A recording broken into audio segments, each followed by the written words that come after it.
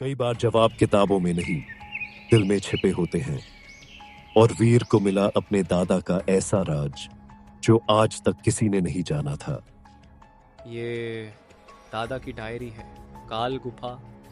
ये नक्शा तो उसी जंगल का है जिसे सब शापित कहते हैं। तुम फिर से दादा की कहानियों में खो गए?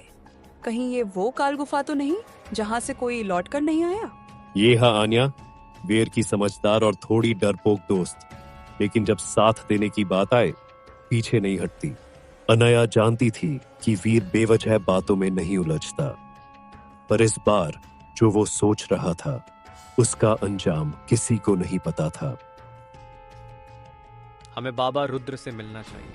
अगर कोई इस रहस्य को जानता है तो वो वही है।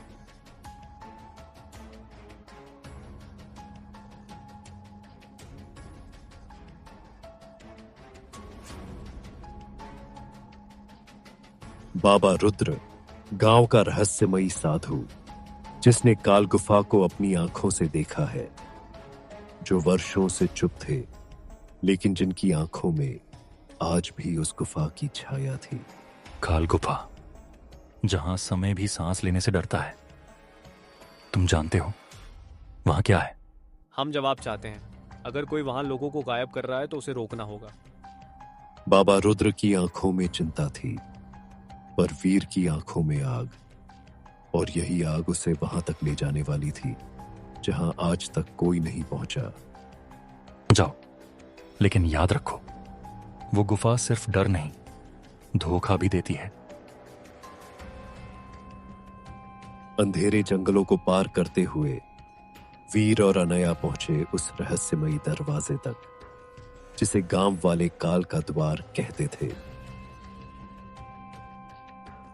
वीर, मेरी घड़ी बंद हो गई है और मेरी सांसें भारी हो रही हैं।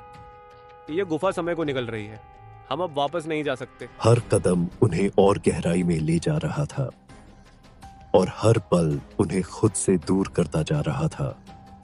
और वहां काल गुफा के बीचों बीच उनका सामना हुआ उस शैतानी आत्मा से, जिसने समय को अपनी कैद में रखा था।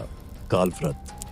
मैं वो हूं जो समय को झुकाता है, और तुम दोनों मेरे खिलौने बनने आए हो। तू समय को कैद कर सकता है, पर हमारी आत्मा को नहीं। जब वीर ने आंखों में आंखें डालकर बात की तो अंधेरे में एक नई उम्मीद भी जगी, छाया के रूप में। अगर तुम शक्ति पत्थर को तोड़ दो तो ये खत्म हो जाएगा। मैं तुम्हारी मदद करूंगी। और हम तुम्हें तुम्हारा नाम वापस देंगे, परछाई नहीं, पहचान। कभी कभी परछाइयां भी उजाले का रास्ता दिखा देती है। शायद हम मर जाएं, पर तेरे जैसे को जीने नहीं देंगे। मूर्ख, समय को कौन हरा पाया है?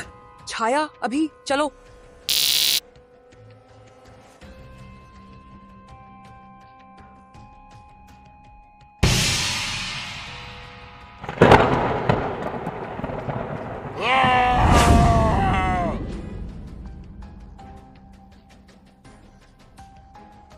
अब गुफा शांत थी, पर वीर, अनया और छाया की कहानी अब किसी किताब की जुबानी बनने वाली थी।